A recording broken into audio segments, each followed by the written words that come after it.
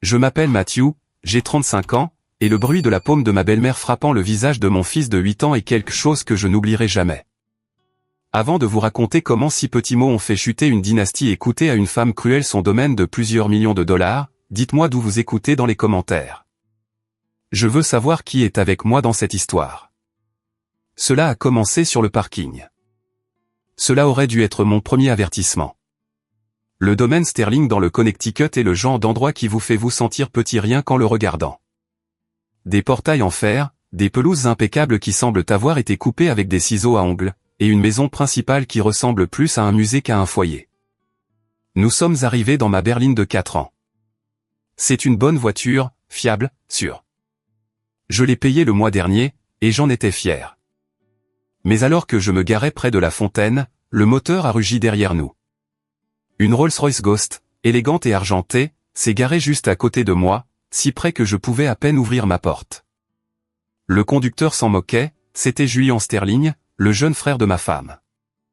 Il avait 30 ans, portait un costume qui coûtait plus cher que ma voiture, et souriait comme s'il possédait le monde, ce qui dans son esprit, était le cas.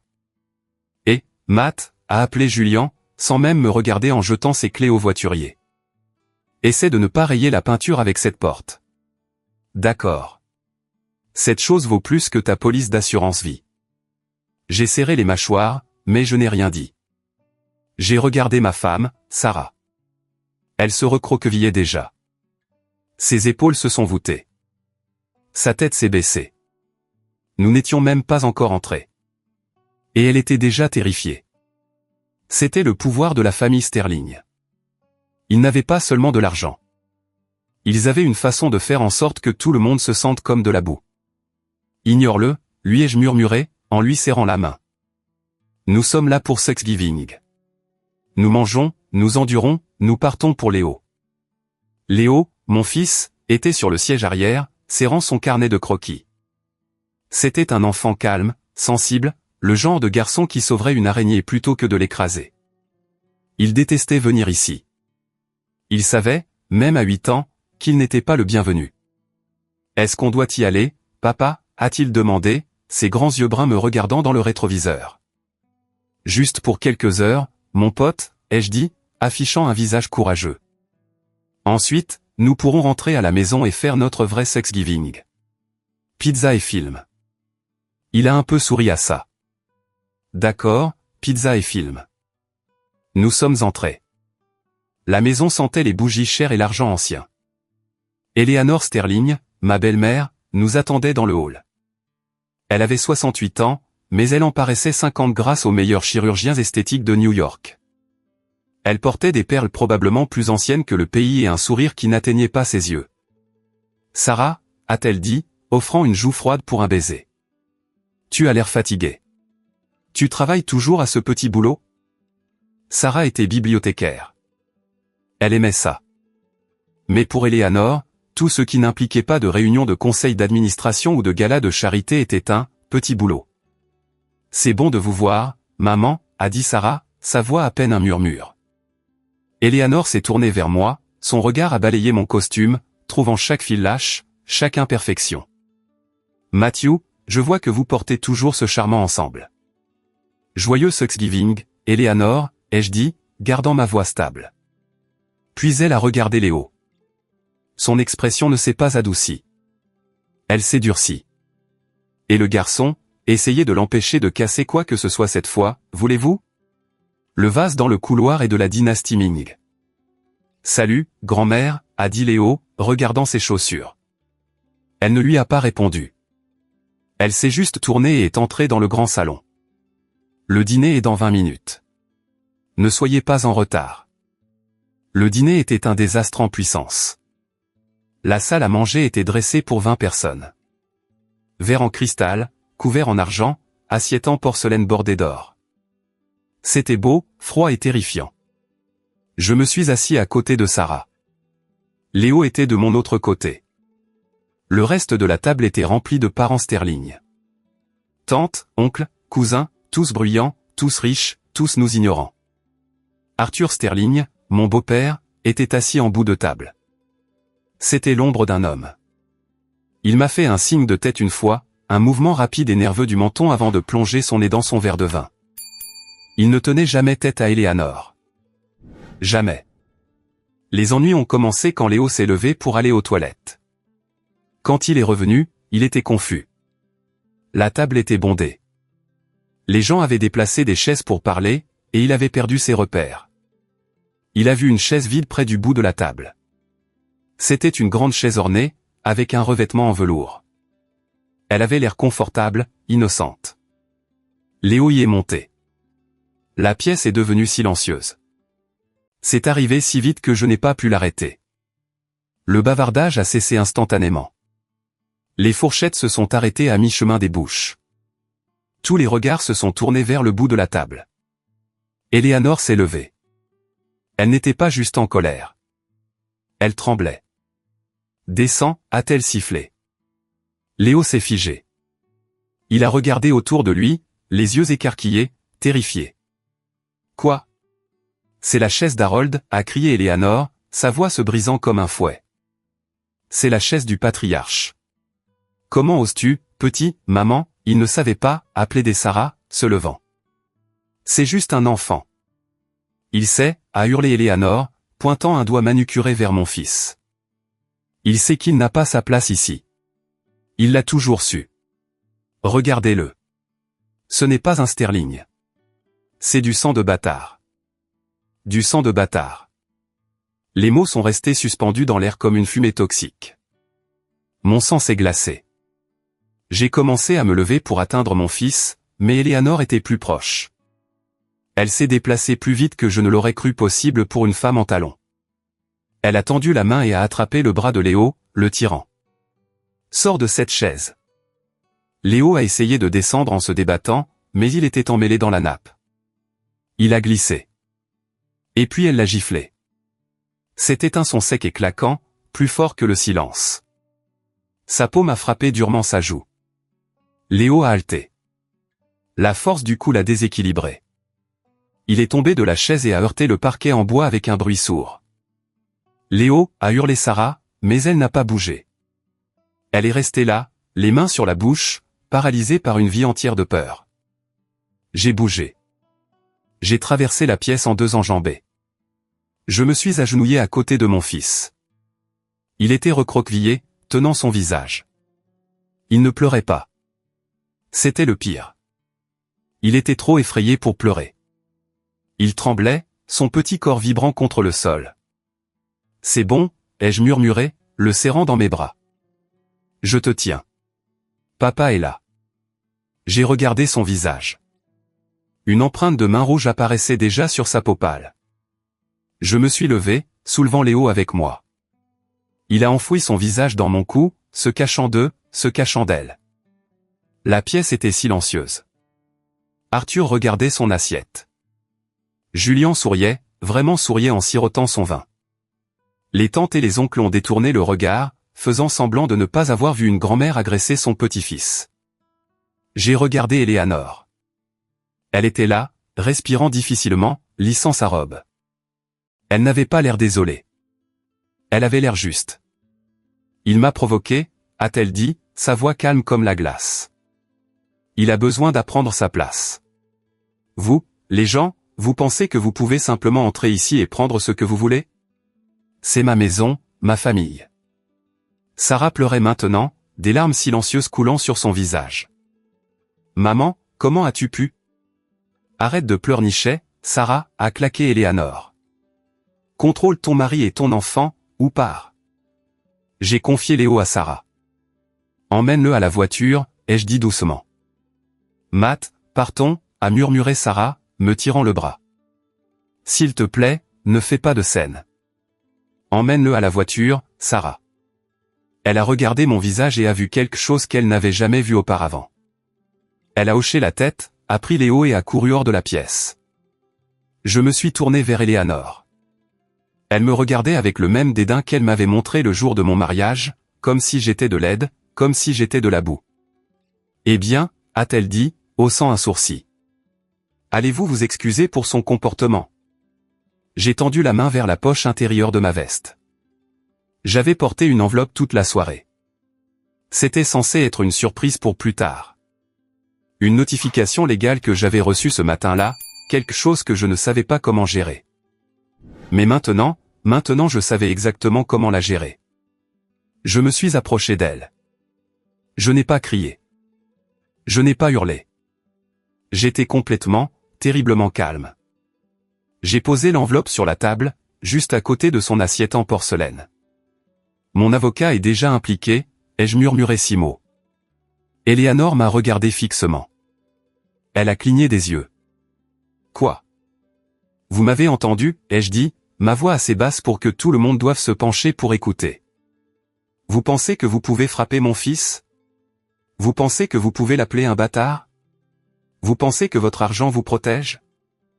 Je me suis penché plus près. Cette enveloppe n'est pas une poursuite pour la gifle, Eleanor. Ce n'est que l'apéritif. Ouvrez-la.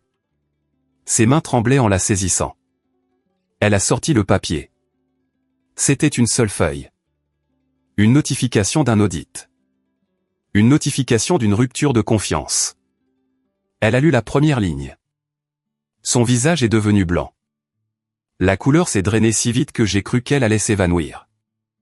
L'assiette qu'elle tenait, une antiquité valant probablement $20 000, a glissé de son autre main. Crash! Elle s'est brisée en 1 million de morceaux sur le sol. Vous, a-t-elle murmuré. Où avez-vous eu ça? J'en ai fini d'être poli, Eleanor, ai-je dit. Et j'en ai fini avec vous. Je me suis tourné vers le reste de la pièce. Profitez de votre dinde. C'est le dernier repas que vous mangerez dans cette maison. Je suis sorti. Je n'ai pas regardé en arrière. Je pouvais sentir leurs yeux sur moi. J'entendais les murmures commencer, mais je m'en fichais. Je suis monté dans la voiture. Sarah était sur le siège arrière avec Léo, le serrant fort. Léo pleurait maintenant, des sanglots doux et déchirants. Tu l'as frappé, a demandé Sarah, terrifiée. Non, ai-je dit, démarrant le moteur. J'ai fait quelque chose de pire. Que as-tu fait? J'ai regardé le manoir Sterling dans le rétroviseur alors que nous partions. J'ai commencé une guerre. Le trajet de retour à la maison fut silencieux, le genre de silence lourd, comme l'air avant un orage. Léo s'était endormi dans son siège auto, épuisé par le traumatisme. Sa joue était enflée, une ecchymose sombre et laide se formant là où la bague d'Eleanor avait frappé sa peau. Chaque fois que je regardais dans le rétroviseur et voyais cette marque, ma prise sur le volant se serrait jusqu'à ce que mes jointures deviennent blanches. Sarah regardait par la fenêtre. Elle n'avait pas dit un mot depuis que nous avions quitté le domaine. Sarah, ai-je dit doucement. Elle a tressailli. Je n'arrive pas à croire qu'elle ait fait ça. Je n'arrive pas à croire que je l'ai laissé faire ça. Tu ne l'as pas laissé, ai-je dit fermement. Tu t'es figé en réponse à un traumatisme. Elle te fait ça depuis toujours. Elle l'a appelé un bâtard, a murmuré Sarah, sa voix se brisant. À cause de moi. Parce que je t'ai épousée. Non, ai-je dit, parce qu'elle est méchante. Il y a une différence. Nous sommes entrés dans notre allée. Notre maison était petite, une modeste maison de 3 chambres en banlieue. Ce n'était pas un manoir, mais c'était la nôtre. Ou du moins, je le pensais. Cette nuit-là, après avoir couché Léo et lui avoir mis une compresse de glace sur le visage. Je me suis assis à la table de la cuisine avec les documents dont j'avais gardé des copies. Sarah était assise en face de moi, serrant une tasse de thé qu'elle ne buvait pas. Matt, a-t-elle dit, qu'y avait-il dans cette enveloppe? Tu as dit que ton avocat était impliqué. Quel avocat? J'ai pris une profonde inspiration. Evelyn Vance. Les yeux de Sarah se sont écarquillés. L'avocate de grand-père Harold. Je pensais qu'elle avait pris sa retraite il y a des années. Elle l'a fait, ai-je dit. Mais elle est revenue pour ça parce qu'elle a trouvé quelque chose, Sarah. Ou plutôt, quelque chose l'a trouvé. J'ai fait glisser un papier sur la table. C'était un relevé bancaire. Il y a 3 semaines, j'ai reçu un appel de la banque, ai-je expliqué. Ils ont signalé une transaction sur le Harold Monroe Educational Trust, celui que ton grand-père avait créé pour les études de Léo. Sarah a hoché la tête. Maman gère ça. Elle a dit qu'elle l'investissait dans des obligations pour le garder en sécurité. Elle a menti, ai-je dit. Sarah a regardé le papier. Ses yeux ont parcouru les lignes. La confusion s'est transformée en horreur. Ceci dit que le solde est de 12 000 $, a-t-elle balbutié. Il était censé être de plus de 150 000 $. Où est le reste? Regardez les retraits, ai-je dit, montrant les sections surlignées. 12 septembre, 35 000 $. Entrepreneur rénovation cuisine. 4 octobre, 12 000 $. Hermès Paris. 1er novembre, 50 000 $. Transfert à Jouès personnel. Jouès, a demandé Sarah. Julien, ai-je dit, continuez à lire. 15 novembre, 20 000 $ d'acompte. Importation d'automobiles exotiques.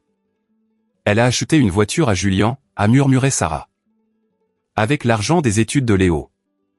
Pas juste une voiture, ai-je dit, ma voix froide. J'ai fait quelques recherches. Cet acompte était pour une Lamborghini Urus. Une jaune. Elle est garée dans leur garage en ce moment. Sarah a mis sa main sur sa bouche. Oh mon Dieu, il y a plus. Regardez la ligne du bénéficiaire, ai-je dit. Elle a regardé. Statut. Modifié. Bénéficiaire supprimé. Léo Matthew Sterling. Motif, non ligné, pas de sang direct. Elle l'a exclu de la fiducie, ai-je dit. Elle l'a effacé, Sarah, tout comme elle a essayé d'effacer ton frère, Marcus. Sarah m'a regardé, des larmes coulant sur son visage. Marcus? Elle fait exactement la même chose, ai-je dit. Elle a coupé les ponts avec Marcus parce qu'il a épousé Kesha. Maintenant, elle coupe les ponts avec Léo parce que c'est mon fils. Parce que je ne suis pas ce qu'elle appelle l'aristocratie. Parce que j'ai grandi en foyer d'accueil. Elle a toujours détesté ça, a admis Sarah, sa voix tremblante. Elle me l'a dit le jour de notre mariage. Elle a dit que j'étais une marchandise défectueuse, que je souillerais la lignée familiale. J'ai ressenti une vive douleur dans ma poitrine. Mais je l'ai repoussée. Eh bien, cette marchandise défectueuse vient de découvrir qu'elle a volé près de 200 000 $ à un mineur. C'est un crime grave, Sarah. C'est la prison. Sarah avait l'air terrifiée. Matt, tu ne peux pas envoyer ma mère en prison.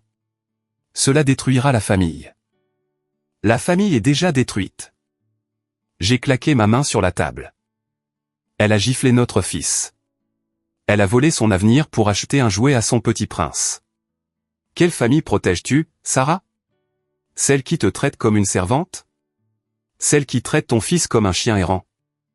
Sarah s'est recroquevillée. Elle est puissante, Matt. Tu ne sais pas de quoi elle est capable. Elle a des relations. Des juges, des politiciens. Si nous la combattons, elle nous écrasera. Laisse-la essayer, ai-je dit. J'ai Evelyn Vance et j'ai autre chose. Quoi? J'ai la vérité. Et pour la première fois de ma vie, je n'ai pas peur de l'utiliser. Je me suis levé et je suis allé à la fenêtre. J'ai regardé la rue sombre. Je me souviens quand nous nous sommes mariés, ai-je dit doucement. J'ai signé ce contrat de mariage, celui qu'elle m'a fourré sous le nez 5 minutes avant la cérémonie. Je l'ai signé parce que je t'aimais. Je l'ai signé parce que je me fichais de son argent. Je voulais juste une famille. Je me suis tourné vers Sarah. J'ai grandi sans une. Tu te souviens, de foyer en foyer. Je me suis promis que lorsque j'aurais un enfant, il ne se sentirait jamais mal aimé. Il ne se sentirait jamais mal à l'aise. J'ai pointé l'étage vers la chambre de Léo. Ce soir, mon fils m'a demandé pourquoi grand-mère le déteste. Il m'a demandé si c'était sa faute. Sarah sanglotait. Je ne le laisserai pas se sentir comme ça, ai-je dit, pas un jour de plus. Demain, je déposerai une pétition pour la destituer de son rôle de fiduciaire. Je la poursuivrai pour le remboursement des fonds et je porterai plainte pour agression. Sarah a essuyé ses yeux. Elle a regardé les documents, puis moi. Je pouvais voir la guerre en elle. La peur de sa mère contre l'amour pour son fils. Elle viendra nous chercher, a murmuré Sarah. Elle essaiera de tout prendre. Elle m'a menacé une fois. Il y a des années, elle m'a dit que si jamais je m'opposais à elle, elle s'assurerait que je me retrouve sans rien. Exactement comme Marcus. Laisse-la venir, ai-je dit. Nous ne sommes pas Marcus. Nous savons ce qu'elle est maintenant.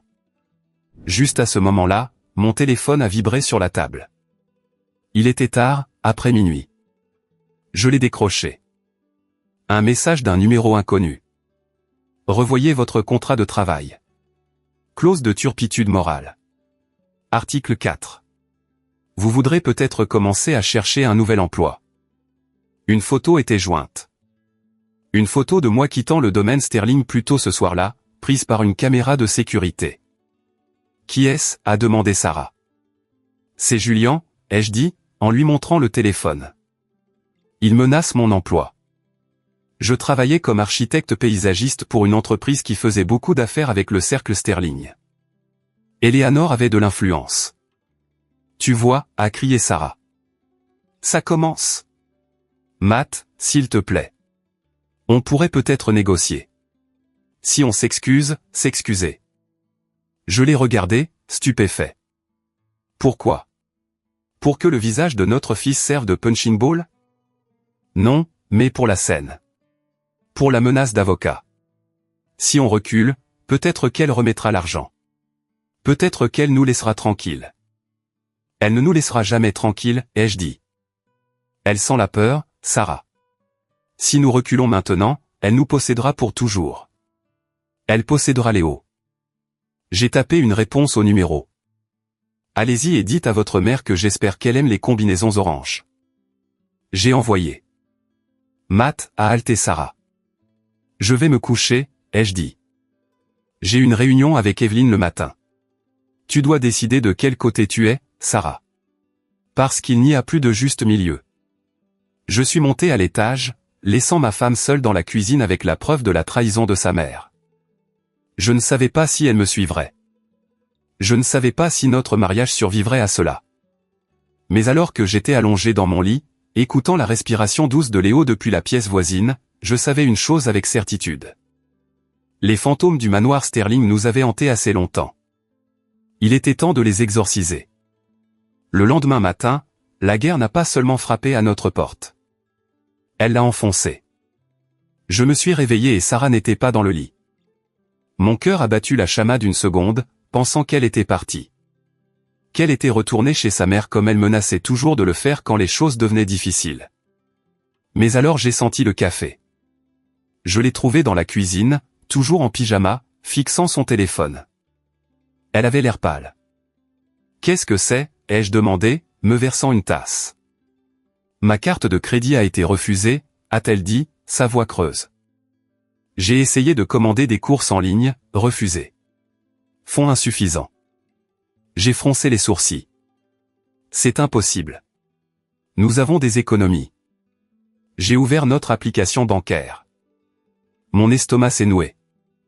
Le compte joint, $0. Le compte d'épargne, $0. Elle l'a vidé, ai-je murmuré. Comment diable a-t-elle vidé nos comptes ? Le compte joint est lié à l'ancien compte fiduciaire familial, a dit Sarah, ses mains tremblantes. Depuis que j'étais à l'université. Maman est toujours signataire. Je ne l'ai jamais retiré. Je n'ai pas pensé, tu n'as pas pensé qu'elle volerait sa propre fille, ai-je terminé pour elle. Elle l'a vidé. Matt, notre fonds d'urgence, le paiement de l'hypothèque, tout. J'ai claqué le téléphone sur le comptoir. C'est illégal. Elle ne peut pas simplement prendre notre argent. Elle ne l'a pas pris, a dit Sarah, montrant une note de transaction. Elle l'a gelé, l'a transféré sur un compte séquestre en attendant une enquête pour abus de personnes âgées. Abus de personnes âgées ? J'ai ri. Un son dur et aboyant. Elle a giflé un enfant de 8 ans et elle prétend à l'abus de personnes âgées. Elle manipule le récit, a dit Sarah. Elle dit à tout le monde que tu l'as menacé, que tu as essayé de l'extorquer à Thanksgiving. Laisse-la leur dire, ai-je dit. Nous avons les relevés bancaires. Nous avons le visage meurtri. J'ai attrapé mes clés. Je vais à la banque. Puis je vais chez Evelyne. Tu restes ici. Ne réponds pas à la porte. Ne réponds pas au téléphone. Matt, a dit Sarah. Elle s'est levée. Je viens avec toi. Je l'ai regardé. Vraiment? Elle a pris notre argent, a dit Sarah, sa voix trouvant un tranchant soudain.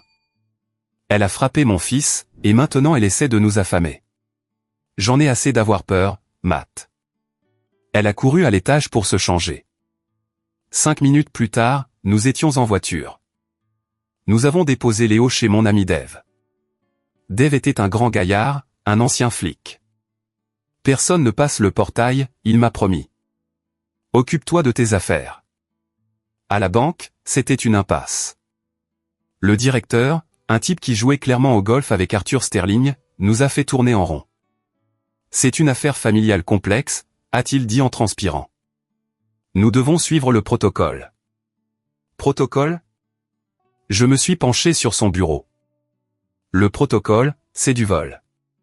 Je veux que mon argent soit libéré. Je ne peux pas faire ça, monsieur, a-t-il dit. Pas tant que le blocage légal n'est pas levé. Nous avons quitté la banque sans rien. Prochaine étape, le bureau d'Evelyn Vance. Evelyn avait 70 ans. Elle était vive comme l'attaque et fumait de fines cigarettes qui sentaient les clous de girofle. Son bureau était dans un immeuble en briques brunes dans la ville, rempli de livres et de l'odeur de vieux papier. Elle joue sale, a dit Evelyn, regardant les avis bancaires que nous lui avions montrés. Manuel Sterling standard. Affamer l'adversaire. Les faire supplier. Nous ne supplions pas, ai-je dit. Bien, a souri Evelyn. C'était un sourire de loup. Parce que j'ai quelque chose de mieux. Elle a sorti un dossier. J'ai assigné les registres du concessionnaire ce matin. Cette Lamborghini, Julien l'a signée, mais le chèque est venu directement de la fiducie. Et devinez qui l'a contresigné. Eleanor, ai-je dit. Arthur, a corrigé Evelyn. J'ai cligné des yeux. Ah. Mon beau-père. Il ne signe rien. Il est terrifié d'elle. Apparemment pas assez terrifié pour éviter la fraude, a dit Evelyn. La signature d'Arthur est sur les formulaires de libération, ce qui signifie qu'il est complice, et cela nous donne un levier. Comment, a demandé Sarah. Arthur est le maillon faible, a expliqué Evelyn. Eleanor est du fer. Vous frappez du fer, ça sonne. Arthur est du verre. Vous frappez du verre, ça se brise. Nous nous attaquons à Arthur. Nous avons passé les 3 heures suivantes à rédiger une injonction d'urgence. Evelyn a travaillé rapidement. À midi, nous avions une ordonnance du tribunal pour geler les actifs restants de la fiducie et une audience prévue pour lundi, mais le vrai coup est arrivé cet après-midi-là. Mon patron a appelé, Matt, j'ai besoin que tu viennes tout de suite. Je suis allé à l'entreprise. Sarah a attendu dans la voiture. Mon patron, Greg, avait l'air misérable. Il ne me regardait pas dans les yeux.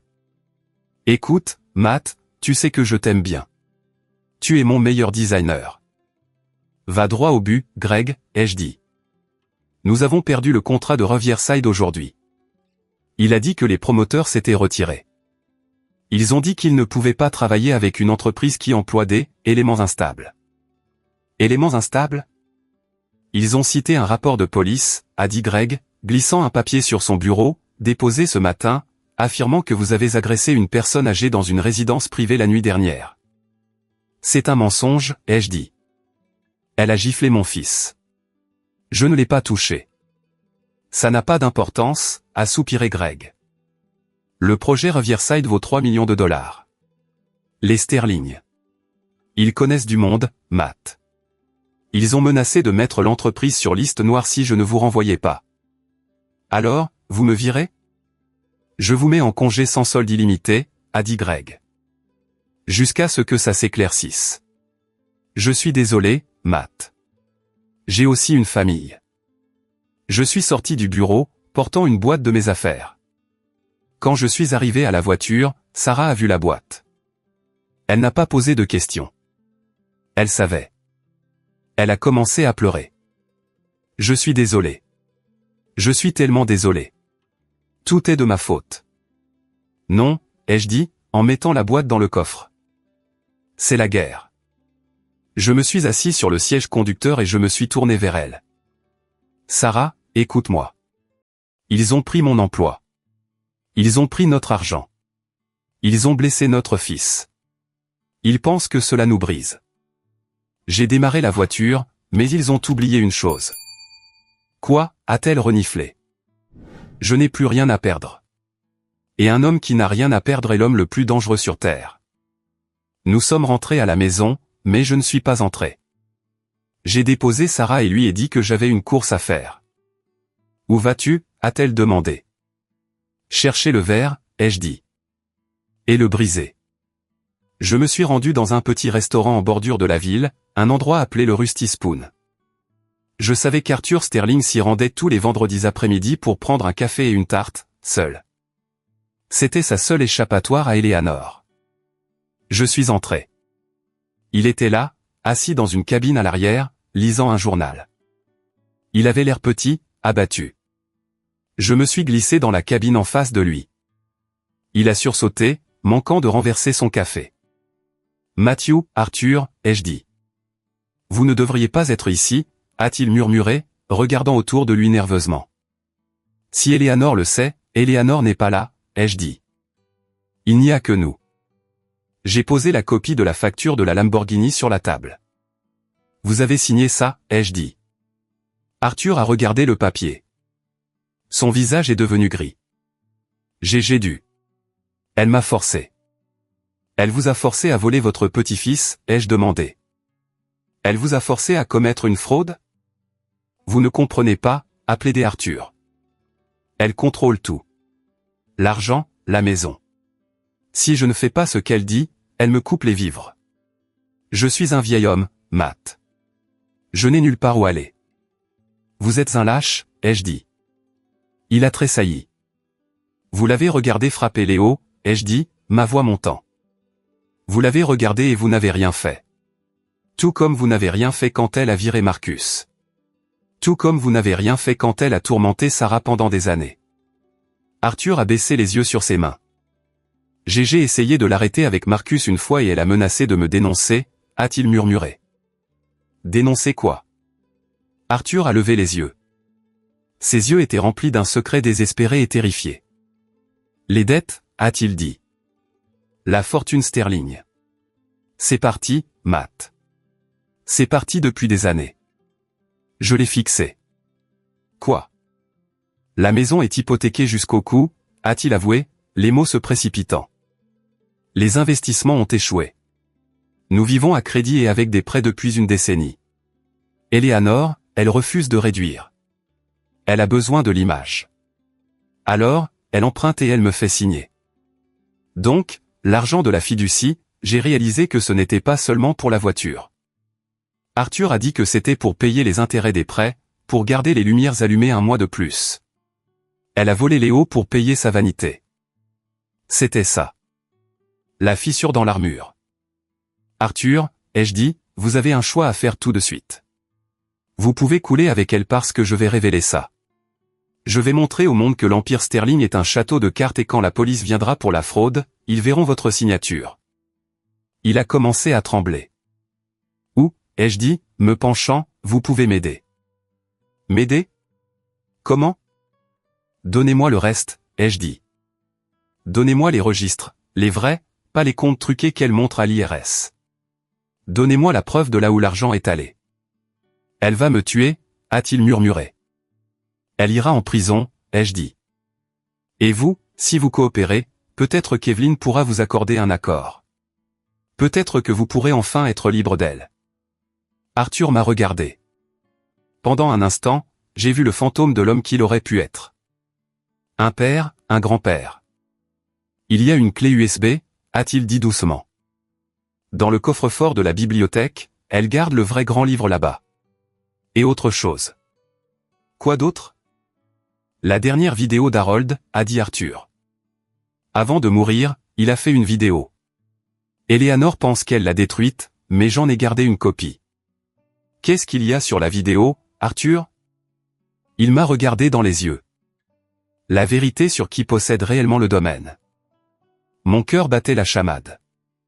Allez la chercher pour moi. Je ne peux pas y retourner tout de suite. Elle me surveille. Alors ce soir, ai-je dit, je viendrai au portail arrière à minuit. Vous apporterez la clé USB.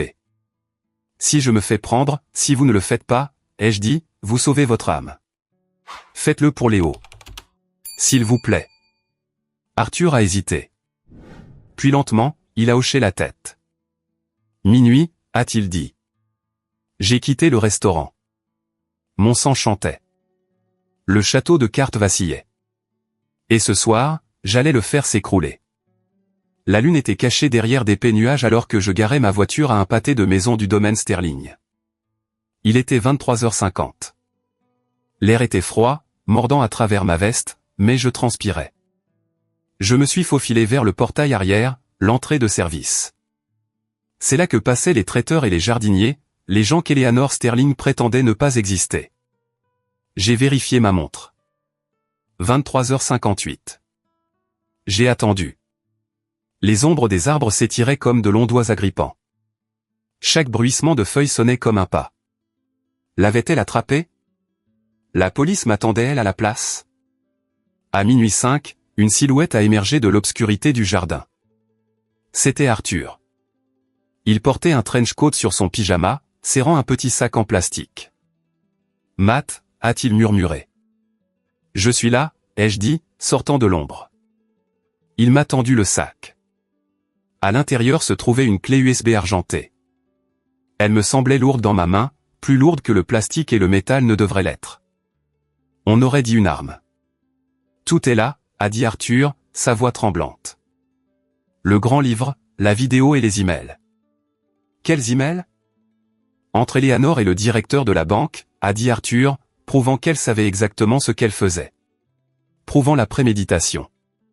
Merci, Arthur, ai-je dit. Vous avez fait ce qu'il fallait. Vraiment? Il a regardé le manoir imposant. J'ai l'impression d'être Judas. Judas a trahi un homme innocent, ai-je dit. Vous trahissez un monstre. Rentrez avant qu'elle ne se réveille. Il s'est tourné pour partir, puis s'est arrêté. Matt, sois prudent. Julian sait que tu prépares quelque chose. Il est instable. Il boit depuis ton départ.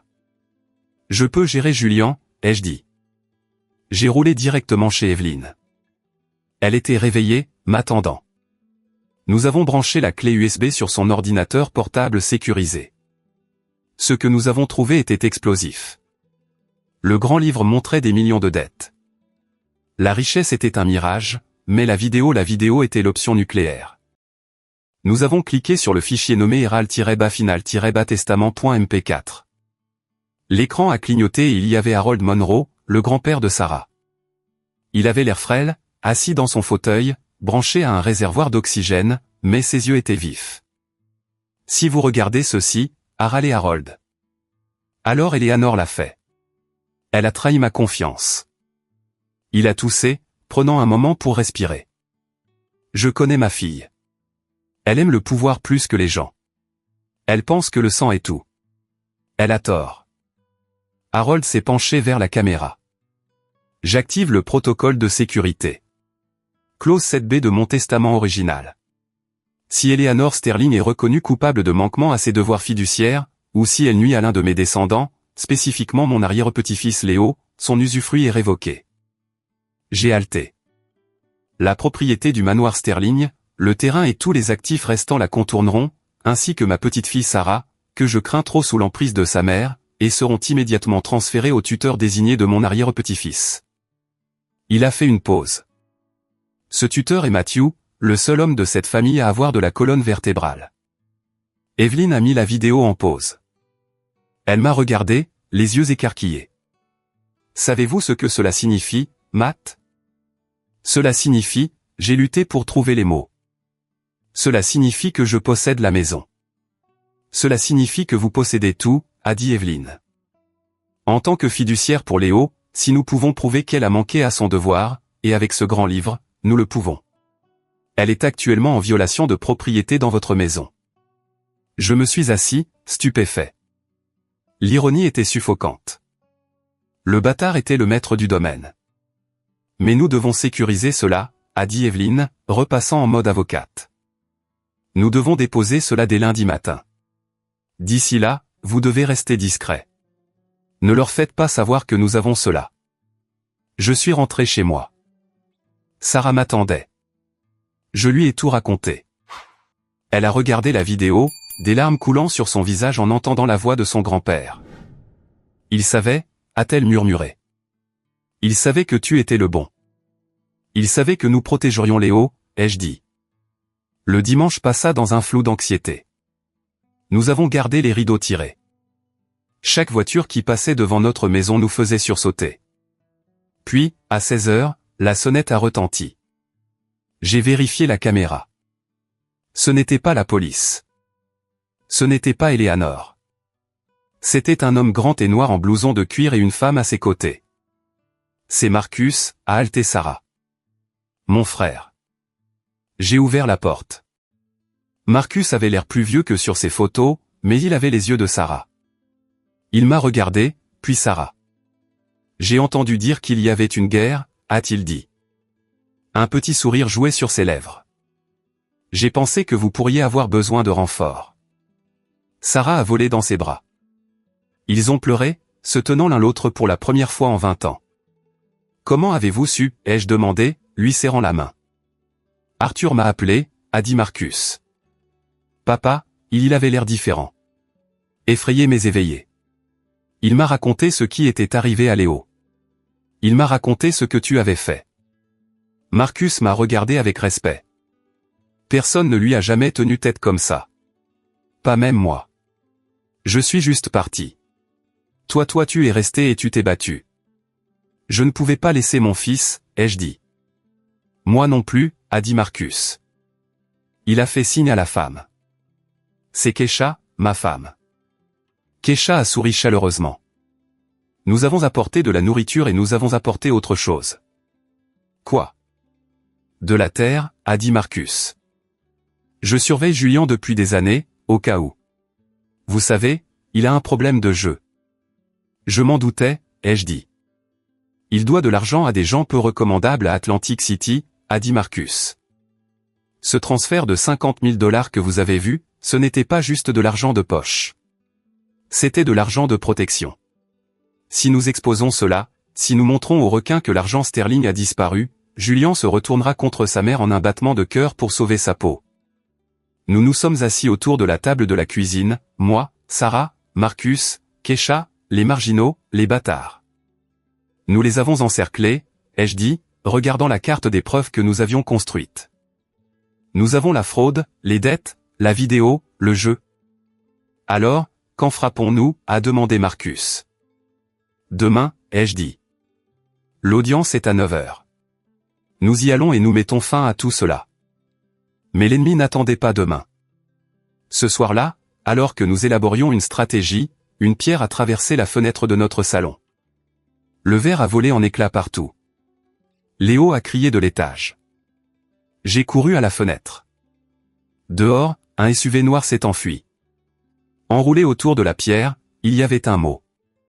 Abandonner le procès où l'enfant est le prochain. Sarah a crié, serrant le mot. Ils vont lui faire du mal.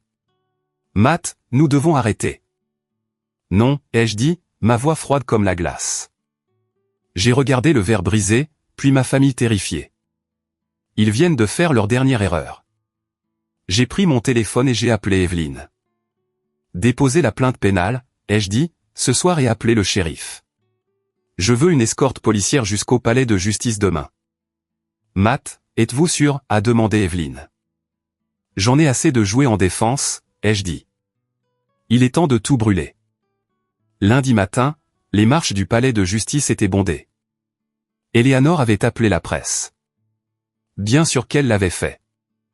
Elle voulait m'humilier publiquement. Elle voulait que le titre soit « Gendre cupide attaque veuve ». Elle se tenait là dans une robe noire, l'air frêle et compatissant, tapotant ses yeux secs avec un mouchoir. Julien se tenait à ses côtés, l'air à moitié endormi mais arrogant dans son costume italien. Nous sommes arrivés en 2 voitures, moi et Sarah à l'avant, Marcus et Kesha à l'arrière. Une voiture de police nous a escortés. Quand Marcus est sorti de la voiture, le murmure dans la foule s'est transformé en un halètement. Le fils prodigue était revenu. Les yeux d'Eleanor se sont écarquillés. Pendant une seconde, son masque a glissé. Elle avait l'air terrifiée. Nous avons monté les marches, ignorant les questions hurlantes des journalistes. Monsieur Sterling, est-il vrai que vous avez extorqué votre belle-mère? Madame Sterling, pourquoi poursuivez-vous votre propre mère? Nous n'avons rien dit. Nous sommes entrés dans la salle d'audience 4B. Le juge Thornton présidait. C'était une femme connue pour dévorer les menteurs au petit déjeuner. Tout le monde se lève.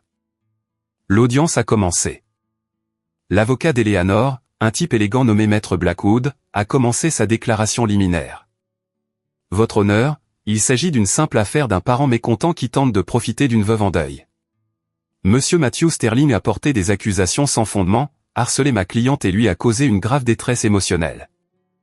Nous demandons que la pétition soit rejetée et qu'une ordonnance de restriction soit délivrée. Le juge Thornton a regardé Evelyn. Madame Vance. Evelyn s'est levée. Elle n'avait pas de discours. Elle avait une pile de papier. Votre honneur, nous ne sommes pas ici pour un débat. Nous sommes ici pour une mise en accusation. Nous avons des preuves de grand vol, de fraude, de faux et d'agression. Objection, a crié Blackwood. Ce sont des allégations non prouvées. Alors prouvons-les, a dit Evelyn. Elle a appelé son premier témoin. Pas moi, pas Sarah. J'appelle Arthur Sterling à la barre. Eleanor s'est figée. Elle s'est tournée pour regarder son mari. Ses yeux étaient des poignards. N'ose pas. Son regard disait. N'ose pas. Arthur s'est avancé à la barre. Il avait l'air tremblant, pâle comme s'il allait s'évanouir. Mais il s'est assis. Monsieur Sterling, a dit Evelyn, avez-vous signé un formulaire de libération pour une Lamborghini Urus achetée avec des fonds du Harold Monroe Educational Trust? Arthur a regardé Eleanor. Puis il m'a regardé. Puis il a regardé le siège vide où Léo serait. Non, a dit Arthur. Eleanor a laissé échapper un soupir de soulagement. Je ne l'ai pas signé librement, a poursuivi Arthur. Ma femme, Eleanor. Elle a falsifié ma signature sur la demande initiale, puis elle m'a forcé à signer la libération en menaçant de me couper mes médicaments. La salle d'audience a halté. Eleanor s'est levée. Ah, espèce de vieux fou menteur. Asseyez-vous, Madame Sterling. Le juge Thornton a frappé son marteau. Une autre crise, et je vous déclarerai en état d'outrage. Arthur a poursuivi, des larmes coulant sur son visage. Elle a tout dépensé, la fiducie, les économies. Elle a volé les enfants pendant des années pour payer ses fêtes, les dettes de Julian. Il a pointé son fils. Parlez-leur d'Atlantic City, Julian. Dites-leur où sont passés les 50 000. Julian a bondi. Tais-toi, vieil homme. Asseyez-vous, a aboyé l'huissier, se dirigeant vers Julian. Evelyn a souri. Merci, monsieur Sterling. Pas d'autres questions. Puis elle s'est tournée vers le juge. Votre honneur, nous avons des relevés bancaires prouvant le vol, mais nous avons quelque chose de plus important concernant la fiducie. Elle a branché son ordinateur portable. Je voudrais diffuser un testament vidéo du défunt Harold Monroe. Objection. Oui dire, a hurlé Blackwood. C'est un codicile vérifié au testament, votre honneur, a dit Evelyn. Authentifié par horodatage numérique. Diffusez-le, a ordonné le juge Thornton. La vidéo a été diffusée sur les grands écrans. La voix d'Harold a rempli la pièce. Si Eleanor nuit à mes descendants, son usufruit est révoqué. Eleanor a regardé l'écran, sa bouche s'ouvrant et se fermant comme un poisson. Elle ne savait pas. Elle ne savait vraiment pas. La propriété sera transférée immédiatement à Matthew. Quand ces mots ont été prononcés, le silence dans la salle d'audience était absolu. Eleanor s'est lentement tournée pour me regarder. L'arrogance avait disparu. La haine avait disparu. Tout ce qui restait était un choc pur et non frelaté. C'est un faux, a-t-elle hurlé. C'est un deepfake. Il n'a jamais dit ça. Nous avons les métadonnées originales, a dit Evelyn calmement. C'est réel. Le juge Thornton a regardé les documents. Elle a regardé le grand livre. Elle a regardé la photo du visage meurtri de Léo que nous avions soumise comme pièce à conviction A. Elle a retiré ses lunettes. Madame Sterling, a dit la juge, sa voix dégoulinante de dédain. Au cours de mes 20 ans sur le banc, j'ai vu la cupidité. J'ai vu la cruauté. Mais j'ai rarement vu une grand-mère voler son propre petit enfant pour acheter une voiture de sport. J'investissais, a balbutié Eleanor. C'était pour l'image de la famille. Le garçon. Il n'a pas besoin d'argent. Il est-il et quoi, a demandé le juge Thornton. Dites-le. Sous serment. Eleanor m'a regardé. Elle ne pouvait pas s'en empêcher. Le poison était trop profond. Ce n'est pas l'un des nôtres, a-t-elle craché. Il est commun. Il ne mérite pas l'héritage Sterling. Eh bien, a dit le juge Thornton, il semble que l'héritage Sterling soit la dette et la fraude, et vous avez raison sur une chose. Il ne mérite pas ça. Il mérite la justice. Le marteau est tombé. Bang. J'accorde la pétition. Eleanor Sterling est par la présente destituée de son rôle de fiduciaire. J'émets un ordre immédiat de restitution de tous les fonds détournés. Et en raison de la clause de sécurité du testament d'Harold Monroe, je confirme le transfert du domaine Sterling à Matthew Sterling en tant que fiduciaire. Quoi, a hurlé Eleanor. Vous ne pouvez pas. C'est ma maison. Plus maintenant, a dit le juge Thornton, c'est sa maison. Vous avez 48 heures pour quitter les lieux. Et la juge a ajouté en regardant l'huissier.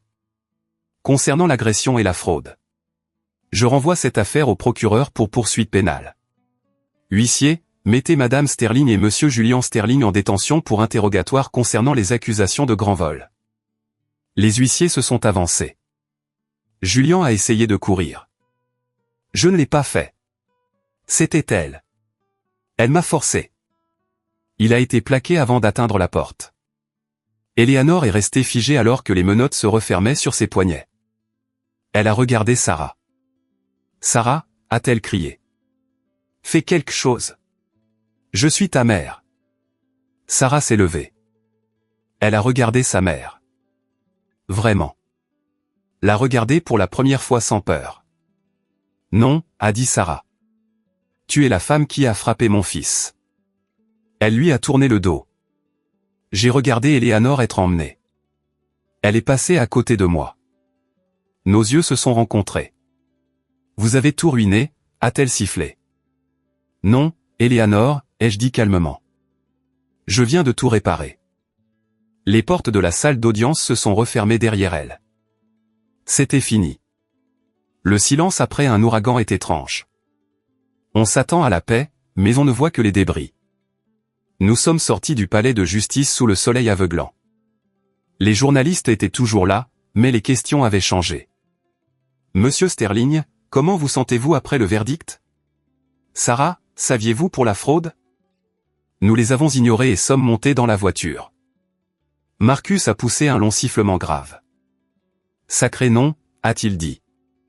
Tu ne l'as pas seulement battu. Tu l'as atomisé. Sarah tremblait. J'ai passé mon bras autour d'elle. C'est bon. C'est fait. Vraiment, a-t-elle demandé. Elle ne cessera jamais de nous haïr. Elle peut nous haïr depuis une cellule de prison, ai-je dit. Nous sommes allés directement au domaine. Nous avions 48 heures, mais le juge nous avait donné la possession immédiate pour sécuriser les actifs. Quand nous sommes arrivés aux portes, le garde de sécurité, celui qui ricanait autrefois de ma voiture, nous a vus arriver. Il a ouvert la porte immédiatement. Il savait qui était le nouveau patron. Nous avons remonté la longue allée. La Rolls-Royce avait disparu. La Lamborghini avait disparu. Saisie par la banque il y a 1 heure. La maison avait l'air différente maintenant. Elle n'avait pas l'air effrayante. Elle avait juste l'air vide. Un grand tas de pierres bâties sur des mensonges. Nous sommes entrés.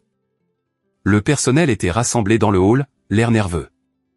Monsieur Sterling, a dit le majordome. Nous ne savions pas. C'est bon, ai-je dit. Tout le monde garde son emploi, mais les choses vont changer ici. Je suis entré dans la salle à manger. Les morceaux brisés de l'assiette en porcelaine étaient toujours sur le sol là où elle les avait laissés à Thanksgiving. Personne n'avait osé les nettoyer. J'ai regardé le bout de la table. La chaise. La chaise d'Harold. Je m'en suis approché. J'ai passé ma main sur le velours. Léo, ai-je appelé. Nous l'avions récupéré en chemin. Il a couru dans la pièce, tenant son carnet de croquis. Il s'est arrêté quand il a vu la chaise. Il a tressailli. C'est bon, mon pote, ai-je dit. Je l'ai soulevé et l'ai assis juste au centre de la chaise. Elle l'a englouti, mais il avait l'air d'un roi. C'est ta chaise maintenant, ai-je dit. Tu peux t'asseoir ici quand tu veux. Léo a souri. Un vrai sourire hésitant. Vraiment? Vraiment. Et si quelqu'un te dit le contraire, tu lui dis de parler à ton papa. Sarah est entrée et nous a vus. Elle a recommencé à pleurer, mais cette fois, c'était des larmes de joie. Elle s'est approchée et nous a serrés tous les deux. Nous sommes à la maison, a-t-elle murmuré. Arthur n'est pas retourné à la maison. Il a déménagé chez sa sœur en Floride le lendemain. Il a envoyé une lettre d'excuse disant qu'il ne pouvait pas faire face aux souvenirs. Je ne lui en voulais pas. Julien était en liberté sous caution, mais son passeport avait été saisi. Il travaillait dans un lave-auto en ville, le seul endroit qu'il embauchait. Le karma a le sens de l'humour. Et Eleanor, elle était en cellule de détention en attendant son procès. Ses biens étaient gelés. Ses amis l'avaient abandonnée. La reine des abeilles était seule. 2 jours plus tard, je suis allé lui rendre visite. Je ne sais pas pourquoi. Peut-être que j'avais besoin de tourner la page. Elle était assise derrière la cloison vitrée, vêtue d'une combinaison orange. Elle avait l'air vieille. Le maquillage avait disparu. Ses cheveux étaient gris et plats. Elle ressemblait exactement à ce qu'elle était. Une vieille femme amère. Elle a décroché le téléphone. « Êtes-vous ici pour vous vanter ?» a-t-elle demandé. Sa voix était rauque. « Non, ai-je dit, je suis ici pour vous dire que Léo va bien. » Son ecchymose s'estompe. « Je me fiche du garçon » a-t-elle claqué. Mais il n'y avait pas de feu dans sa voix. « Je sais, ai-je dit. C'est pourquoi vous êtes ici. Et c'est pourquoi vous ne le reverrez plus jamais. »« Je sortirai » a-t-elle dit. « J'ai des avocats. »« Vous avez des avocats commis d'office » ai-je corrigé. Evelyne a saisi vos comptes de provision. Vous êtes ruiné, Eleanor. Elle a tressailli. Cela lui a fait plus mal que la cellule de prison. Pourquoi, a-t-elle murmuré. Pourquoi n'avez-vous pas pu simplement connaître votre place? Je l'ai fait, ai-je dit. Ma place est de me tenir devant mon fils, de le protéger de gens comme vous. Je me suis levé pour partir. Matthew, a-t-elle appelé. Je me suis arrêté. La maison, a-t-elle dit, sa voix tremblante. Prenez soin de la maison. C'est l'héritage Sterling. Je l'ai regardé. Non, Eleanor, ai-je dit. C'est juste une maison. L'héritage, ce sont les gens qui s'y trouvent, et nous allons en construire un nouveau, un avec amour, un sans vous. J'ai raccroché le téléphone. Je suis sorti de la prison et suis allé sur le parking. Le soleil se couchait. J'ai pris une profonde inspiration. L'air avait un goût doux.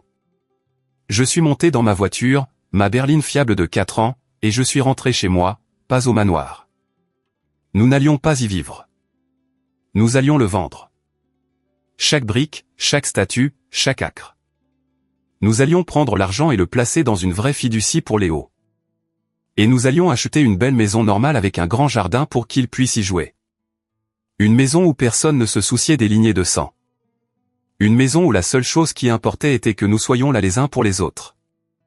1 an plus tard, l'odeur des petits pains brûlés est distincte. Elle est âcre, acide et indubitable. Au manoir Sterling, un petit pain brûlé aurait été une catastrophe. Cela aurait entraîné le renvoi du chef, les cris d'Eleanor à propos de son incompétence, et le dîner entier aurait été retardé de 45 minutes pendant que de nouveaux petits pains étaient procurés dans une boulangerie française de la ville. Mais dans notre maison, ça sentait juste le mardi. Ou plutôt, ça sentait le premier vrai Thanksgiving de nos vies. Matt, les petits pains, a crié Sarah depuis la cuisine, en riant. Je suis entré en courant, j'ai attrapé les gants de four et j'ai sorti le plateau. La fumée a envahi mon visage.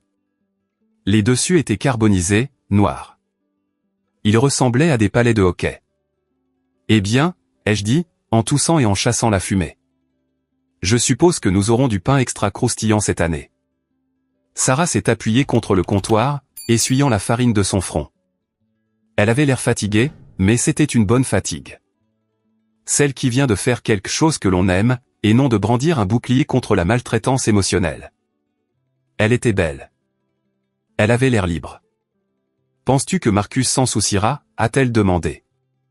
Marcus a vécu dans un dortoir universitaire pendant 4 ans et a mangé des nouilles instantanées, ai-je dit, en jetant le plateau sur le support de refroidissement. Il s'en fichera. Il est juste heureux d'être ici. Nous avions déménagé 3 mois après le procès. Nous n'avons pas acheté de manoir. Nous n'avons même pas regardé les communautés fermées. Nous avons acheté une ferme à environ 40 minutes de la ville. Elle avait 4 chambres, un grand porche enveloppant, et 5 acres de terrain envahis par la végétation et sauvage. En tant qu'architecte paysagiste, c'était le projet de mes rêves. En tant que père, c'était ma forteresse. Le domaine Sterling, le mausolée de marbre froid et de cœur plus froid, avait disparu. Nous l'avons vendu à un milliardaire de la technologie de la Silicon Valley qui le voulait pour la déduction fiscale. Nous avons aussi vendu tout ce qu'il y avait à l'intérieur. Les vases Ming, les chaises en velours, les lustres en cristal. Nous avons liquidé l'héritage Sterling et mis chaque sou dans une fiducie anonyme pour Léo et pour les enfants de Marcus. La seule chose que nous avons gardée était la photo d'Harold Monroe. Elle était maintenant sur notre cheminée, veillant sur un salon en désordre, bruyant et plein de vie. La sonnette a retenti. Ce n'était pas un carillon qui résonnait dans un hall caverneux. C'était juste un buzzer. « Je vais ouvrir » a crié Léo. Je l'ai regardé courir vers la porte. Il y a 1 an, il ne regardait même pas la porte. Il se cachait derrière mes jambes. Il voyait toujours le docteur Chin tous les jeudis pour parler de ses cauchemars, de la sensation de tomber, de la gifle cinglante. La guérison n'était pas une ligne droite. Il y avait de mauvais jours. Il y avait des jours où il demandait si grand-mère allait venir le chercher. Mais aujourd'hui n'était pas un mauvais jour. Il a ouvert la porte en grand. Oncle Marcus. Marcus se tenait là, tenant une énorme friteuse à dinde et souriant d'une oreille à l'autre. Kesha était derrière lui avec des tartes et leurs 3 enfants. Maya, James et le petit Dion les dépassaient déjà pour aller dans le jardin. « Salut, petit homme. » Marcus a soulevé Léo. « Tu grandis chaque fois que je te vois. Qu'est-ce qu'il te donne à manger ?» Des petits pains brûlés, a ri Léo. Nous avons tous ri. C'était un son qui remplissait la maison, rebondissant sur les murs. Le dîner fut chaotique. Nous avions traîné une 2e table dans la salle à manger pour que tout le monde puisse s'asseoir. Les nappes ne correspondaient pas. Les couverts venaient d'Ikawa, et c'était parfait. Je me suis assis en bout de table, non pas parce que je l'avais exigé, mais parce que Marcus m'avait tiré la chaise. Au patriarche, avait-il plaisanté. Au gars qui a brûlé le pain, ai-je corrigé. Nous avons fait le tour de la table, disant ce pourquoi nous étions reconnaissants. Quand ce fut le tour de Sarah, elle m'a serré les mains si fort que j'ai cru qu'elle allait me briser les doigts. Je suis reconnaissante pour le courage, a-t-elle dit, la voix chargée d'émotion. Et pour les secondes chances. Quand ce fut le tour de Léo, la table est devenue silencieuse. Nous ne l'avons pas forcé. Il s'est levé sur sa chaise, sa propre chaise dans sa propre maison. Je suis reconnaissant pour mes cousins, a-t-il dit, montrant Maya et James. Et je suis reconnaissant que personne ne crie ici. J'ai senti une boule dans la gorge, de la taille d'une balle de golf. J'ai regardé Marcus. Il a essuyé une larme de son œil et m'a fait un signe de tête. Après le dîner, pendant que les enfants couraient dehors dans l'air vif de novembre, Marcus et moi étions sur le porche avec des bières. « Tu as des nouvelles de Julian ?» a demandé Marcus. J'ai entendu dire qu'il avait été viré du lavoto, ai-je dit. Quelque chose à propos de voler de la monnaie dans les cendriers. Pathétique. Marcus a secoué la tête. 31 ans et il ne peut pas garder un emploi pendant 3 mois. Maman lui a vraiment fait du mal. Elle l'a paralysé avec le luxe. Il appelle toujours Sarah, ai-je dit, prenant une gorgée de bière, demandant de l'argent, suppliant, disant que ce n'est qu'un prêt. Elle répond ? Non. Elle l'a bloqué, mais ça lui fait mal. Je le vois. Et maman, a demandé Marcus. Le mot « maman » me semblait étrange entre nous. Pénitencier d'état lourd, ai-je dit, 3 à 5 ans pour grand vol et fraude. Elle travaille à la blanchisserie. La blanchisserie? Marcus a ricané d'un rire sombre. Eleanor Sterling pliant les draps des autres. Il y a un Dieu. Elle envoie des lettres, ai-je admis, à moi, pas à Sarah. Que dit-elle? Elle négocie. Elle menace. Puis elle supplie. La semaine dernière, elle a proposé de me dire où elle avait caché le reste des bijoux. Si seulement je mettais de l'argent sur son compte de cantine. Tu l'as fait?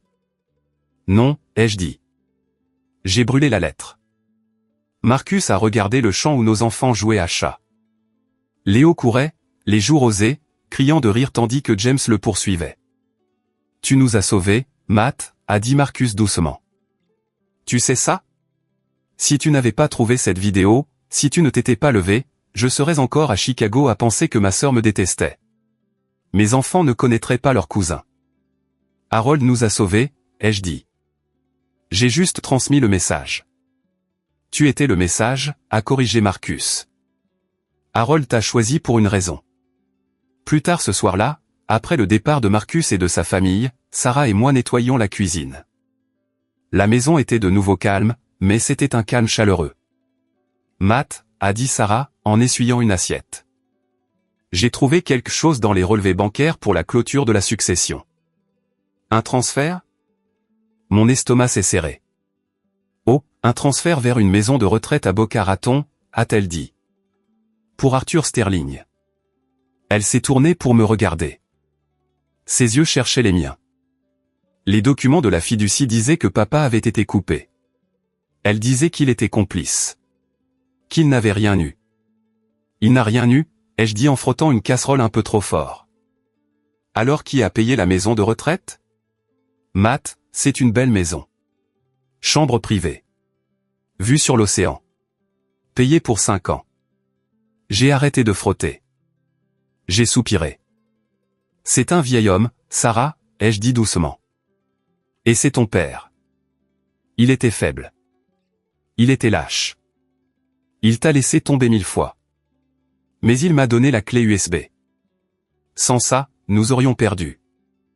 Alors, tu as payé pour ça, a-t-elle demandé. De ta propre poche. J'ai utilisé ma commission sur la vente de la Rolls-Royce, ai-je dit. J'ai pensé que c'était une justice poétique. La voiture préférée d'Eleanor payant la liberté de son mari. Sarah m'a regardé. Puis elle s'est approchée et a enroulé ses bras autour de ma taille, enfouissant son visage dans ma poitrine. Tu es un homme bon, Matthew Sterling, a-t-elle marmonné dans ma chemise. Meilleur qu'il ne le méritait. Je ne l'ai pas fait pour lui, ai-je dit, posant mon menton sur sa tête. Je l'ai fait pour moi parce que si je le laissais à la rue, je serais comme elle. Cruelle, vindicative, et je me suis promis de ne jamais être comme elle. Eh bien, Sarah s'est reculée et a souri, ses yeux humides. Tu as échoué à être Eleanor, mais tu réussis à être le meilleur mari du monde. Je prendrai ce titre, ai-je dit. Je suis monté à l'étage pour voir Léo. Il dormait, étalé sur son lit. La chambre était en désordre. Des Legos sur le sol, des dessins scotchés au mur. C'était une chambre d'enfant, pas une exposition de musée. J'ai enjambé une pile de bandes dessinées et je me suis assis sur le bord de son lit. Il a bougé, clignant des yeux. Papa, a-t-il murmuré. Salut, mon pote, je viens juste voir. Tu as passé une bonne journée. Oui, a-t-il bâillé. James a dit que j'étais rapide.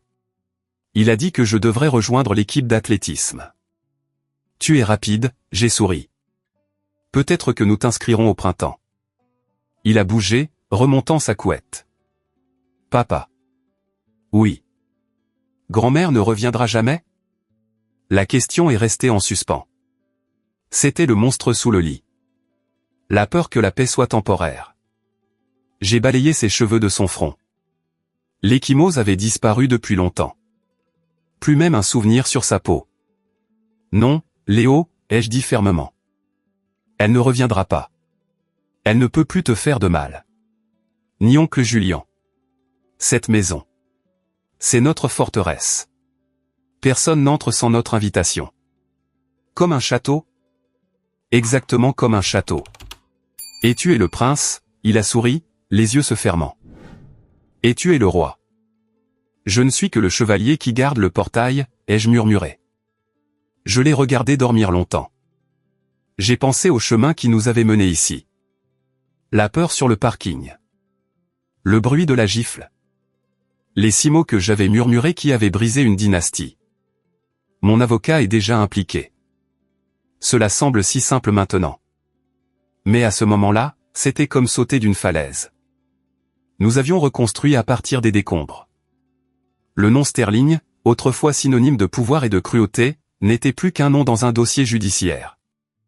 Mais la famille, la vraie famille, nous étions plus forts que jamais. Je me suis dirigé vers la fenêtre et j'ai regardé la propriété. Le clair de lune frappait les vieux chênes que je prévoyais d'élaguer au printemps. J'avais des projets pour cette terre.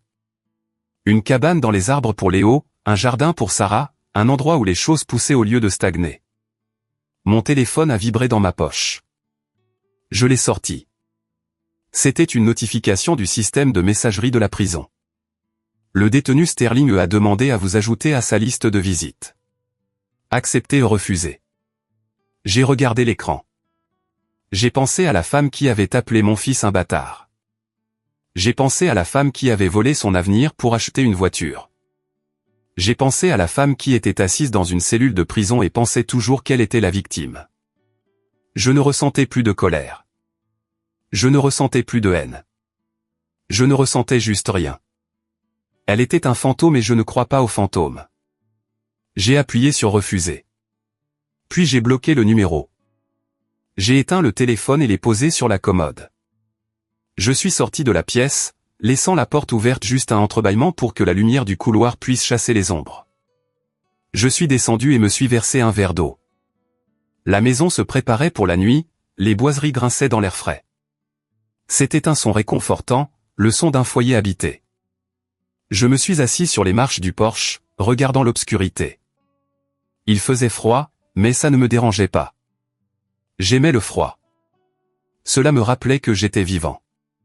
Cela me rappelait que je pouvais ressentir des choses. Pendant longtemps, j'ai pensé que la famille était quelque chose dans lequel on essaie. J'ai pensé que c'était une loterie. Certaines personnes comme Julien et Sarah ont gagné le gros lot. Ils ont eu le manoir, les fonds fiduciaires, l'héritage. Certaines personnes comme moi ont tiré la courte paille, des foyers d'accueil, des sacs poubelles comme valises, un sentiment constant d'être un invité dans sa propre vie. Mais j'avais tort. Harold Monroe savait que j'avais tort. Il a passé ces derniers jours, regardant sa propre chair et son propre sang se déchirer pour des bouts de papier. Et il a réalisé la vérité. Il a vu un architecte paysagiste sans pédigré, un homme que sa fille appelait bâtard. Et il a vu la seule personne qui se souciait réellement de son arrière-petit-fils. Il a vu que le sang n'est que de la biologie. L'amour est un choix. Eleanor a choisi le pouvoir. Elle a choisi l'image de la perfection plutôt que la réalité désordonnée de l'amour. Et finalement, ce choix l'a laissée avec rien d'autre qu'une cellule de béton et un reflet qu'elle ne peut probablement pas supporter de regarder. J'ai choisi Léo. J'ai choisi Sarah. J'ai choisi de me lever quand il aurait été plus facile de s'asseoir. Quand j'ai regardé Eleanor ce Thanksgiving, quand j'ai vu sa main frapper mon fils, quelque chose en moi a cédé. Mais ce n'était pas une rupture. C'était un réalignement. C'est le moment où j'ai réalisé que mon manque de pédigré était en fait mon super pouvoir. Je n'avais pas d'héritage à protéger. Je n'avais pas d'image à maintenir. Je n'avais pas à me soucier de ce que penserait le country club. Je n'avais qu'à me soucier du petit garçon qui me regardait, attendant de voir si son père était assez fort pour le sauver. Et je l'étais. C'est le véritable héritage que je laisse à Léo. Pas l'argent, bien qu'il l'ait maintenant, protégé et en sécurité. Pas la maison, mais la connaissance qu'il vaut la peine de se battre pour lui. La connaissance qu'il a sa place non pas à cause de l'ADN qu'il partage, mais parce qu'il est aimé férocement, de manière protectrice et inconditionnelle. L'Empire Sterling est poussière, mais ce que nous avons construit à sa place. Cela durera éternellement parce que nous l'avons construit sur la seule fondation qui compte. Nous étions là.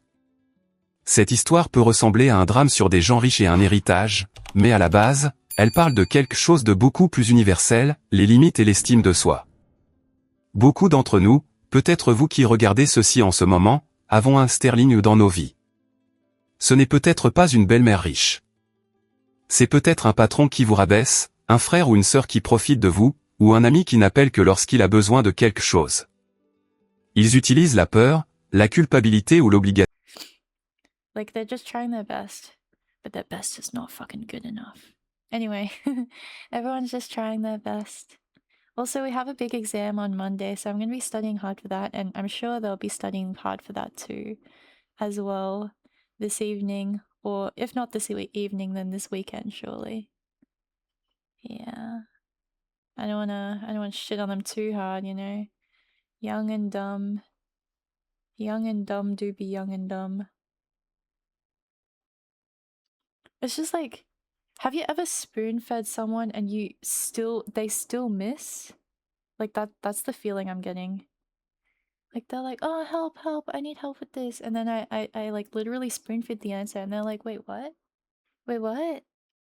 Wait, what did you say? What, how did you get to that website? I was like, I literally just got there in front of you. Like, what more do you want me to do? You want me to hold your hand and type the freaking keys into the keyboard to look up this? Like, sorry, I shouldn't be getting worked up. Positivity.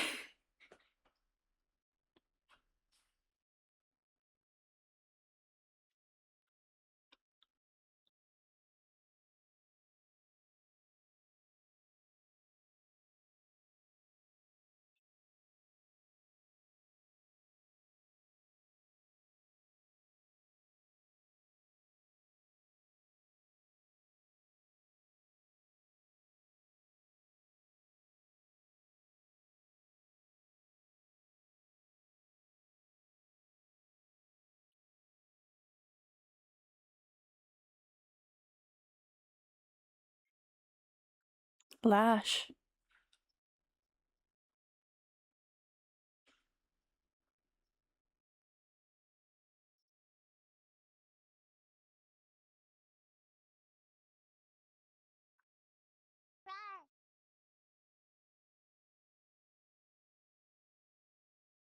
Okay, the inside of this lash is not sticking down, which makes me annoyed. Hello, welcome in, crab pawns. Welcome, welcome, welcome. But yeah, I just got new contacts. They came in today as well. So I'm like, ooh, I can see now. Chat, you have to stop clowning me for leaning forwards to read your chats. Okay? I can see them now. I can see them in 4K, you know? So. Okay. Other eyelash. Switch sides and I'm beside you. I will not stop clowning. Okay then. Where are the divorce papers? Come on. Come on. Hand them over. The Empress is back. Hello, La. Welcome in. Good to see you come here again. Hello, hello.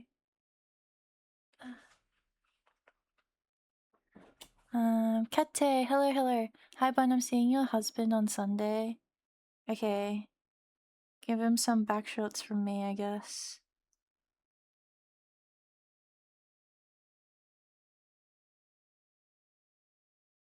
Tell him I said hi.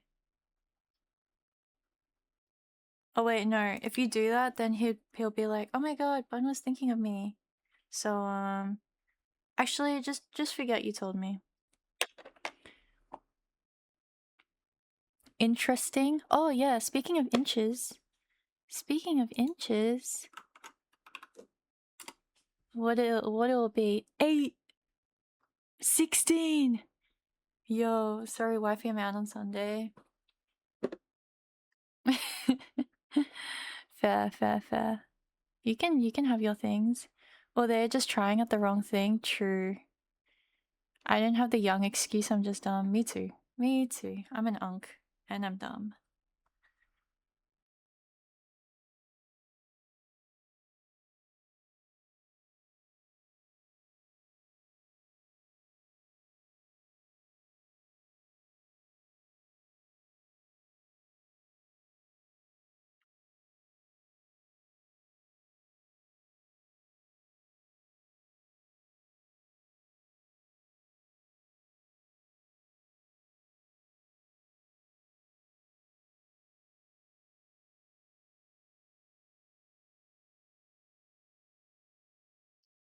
Okay, I think I got it on okay. This lash is freaking old. This is like 3 years old, maybe.